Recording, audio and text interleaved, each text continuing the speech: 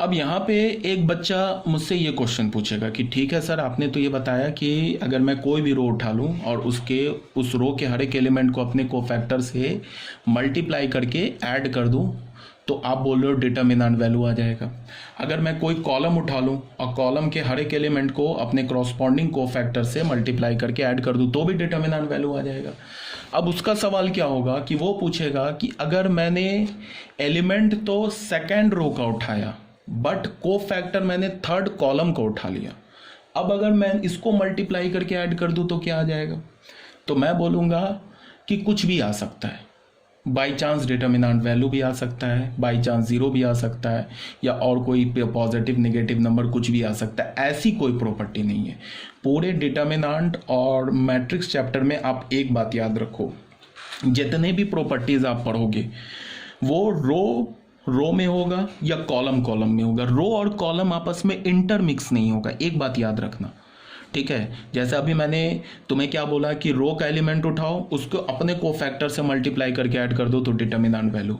मैंने ऐसा नहीं बोला कि एलिमेंट तो रो का उठाओ बट कोफैक्टर कॉलम का उठा लो तो ये रो कॉलम आपस में मिक्स हो रहा है ना। ऐसी कोई प्रॉपर्टी नहीं है पूरे डिटर्मिनेंट चैप्टर में। या तो कॉलम कॉलम के लिए अलग प्रॉपर्टी होगा, रो के लिए अलग प्रॉपर्टी होगा। हाँ, एक जैसा प्रॉपर्टी होगा रो कॉलम के लिए, बट रो कॉलम आपस में इंटरमिक्स नहीं करेंगे। इस बात को आपको ध्यान में रखना है। मेरी बात आ रही है समझ में? ये पूरे डिटर्मिनेंट के लिए मैं बोल रहा हूँ, ठीक है। तो अगर मैं कोई भी प्रॉपर्टी बोल रहा हूँ, अगर मैं उसमें रो कॉलम स्पेसिफाई नहीं कर रहा हूँ तो तुम उसको एज अ सेपरेट समझ जाओगे कि ये रो। हाँ, एक बात और कि अगर मैं कोई प्रॉपर्टी में रो के लिए बोल रहा हूँ ना, एग्जैक्टली वाइस वर्सा वैसी प्रॉपर्टी कॉलम के लिए हो जाती है। एग्जैक्टली, बिकॉज रो और कॉलम कहने को अलग अलग है बट है एक ही चीज़। तुम अगर मैट्रिक्स का ट्रांसपोज ले लोगे तो रो कॉलम में बन जाएगा, चेंज हो जाएगा, कॉलम रो में चेंज हो जाएगा, ठीक है। तो अगर तुमने किसी मैट्रिक्स का ट्रांसपोज लिया, मान लो कि हमने एक मैट्रिक्स ए लिया, ऐसे सुनो, हमने एक मैट्रिक्स ए ले लिया, हमने उस मैट्रिक्स में क्या बोला कि भाई ये प्रॉपर्टी तो रो के लिए बट ये कॉलम के लिए नहीं है। ऐसे अगर मान लो हमने बोल दिया कि एक मैट्रिक्स ए ले लिया और उसके बाद हमने क्या किया, बोला कि ये रो के लिए प्रॉपर्टी तो है, कोई प्रॉपर्टी बता दिया, कोई भी XYZ प्रॉपर्टी बता दिया, और बोला कि ये रो के लिए तो वैलिड है बट कॉलम के लिए वैलिड नहीं है। तो तुरंत एक बच्चा क्या बोल सकता है कि अच्छा ठीक है, तो ए मैट्रिक्स में आपने क्या बोला कि रो के लिए तो वैलिड है बट कॉलम के लिए वैलिड नहीं है। तो अगर मैं इस ए मैट्रिक्स का ट्रांसपोज ले लूं तो ए ट्रांसपोज भी एक मैट्रिक्स होगा, तो उसमें जो रो के लिए वैलिड होगा ना, जो ए मैट्रिक्स में जो रो के लिए वैलिड होगा जो प्रॉपर्टी, वो ए ट्रांसपोज में कॉलम वाला आ जाएगा, कॉलम के लिए वैलिड हो जाएगा। समझ रहे हो बात को क्या बोल रहा हूं? बिकॉज ए ट्रांसपोज में जो कॉलम होगा वो ए में क्या होगा, रो होगा। तो इनफैक्ट मेरा मतलब कहने का ये मतलब है, कहने का ये अर्थ है कि रो और कॉलम आपस में कोई किसी भी प्रॉपर्टी में मिक्स नहीं होंगे, और जो भी प्रॉपर्टी रो के लिए वैलिड है सेम प्रॉपर्टी कॉलम के लिए वैलिड है। तो अगर कोई टीचर या कोई मैं तुम्हें बता रहा हूँ कि ये प्रॉपर्टी जो है रो के लिए वैलिड है, मैंने कॉलम का नाम नहीं लिया, तो तुम खुद से कॉलम उसमें ऐड कर देना। तुमने ये सोचोगे अच्छा मैंने रो के लिए बताया तो इसका मतलब ये कॉलम के लिए भी वैलिड है, ठीक है। बहुत बोल दिया। बिकॉज तुम किसी भी मैट्रिक्स के रो को कॉलम बना सकते हो, कॉलम को रो बना सकते हो। एक ए का ट्रांसपोज लिया तो रो कॉलम बन गया, कॉलम रो में बन गया। तो ए में अगर कोई प्रॉपर्टी रो के लिए वैलिड है तो वो ए ट्रांसपोज में वो प्रॉपर्टी कॉलम के लिए वैलिड है, ठीक है। आई होप ज़्यादा बोल दिया, क्लियर है। अब आ जाओ बच्चे सेकेंड प्रॉपर्टी पे। सेकेंड प्रॉपर्टी क्या बोल रहा है कि let A I J be a square matrix of order n, then the sum of the product of elements of any row column. यहाँ देखो, यहाँ पे रो के साथ हमेशा कॉलम दिखेगा। अगर मैं ये कॉलम हटा भी दूँ ना, सिर्फ रो के लिए मैं कुछ बोलूँ, ये कोई भी प्रॉपर्टी मैं तुम्हें बताऊँ तो वो खुद से कॉलम के लिए वैलिड है, ठीक है। With the cofactors of the corresponding elements of some other row column is zero. इसका बच्चे क्या मतलब है, ये तुम 2 सेकंड के लिए सोचो।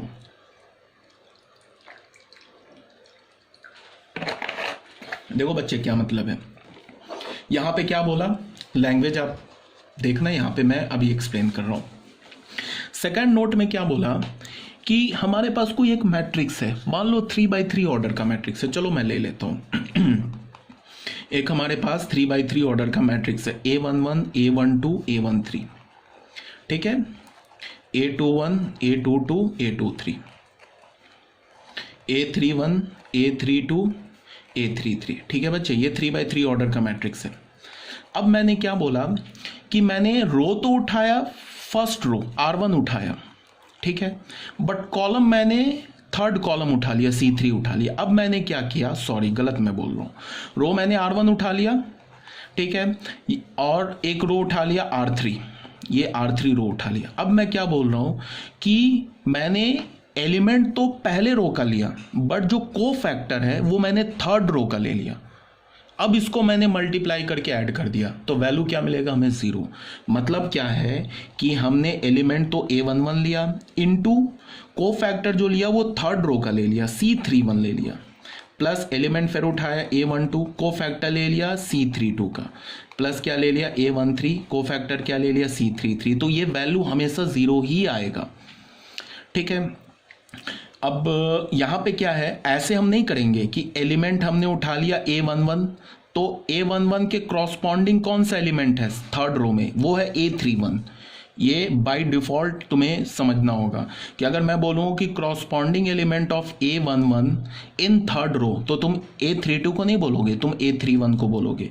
अगर मैंने बोला कि A12 का क्रॉसपॉन्डिंग एलिमेंट बताओ थर्ड रो में, तो वो A32 है।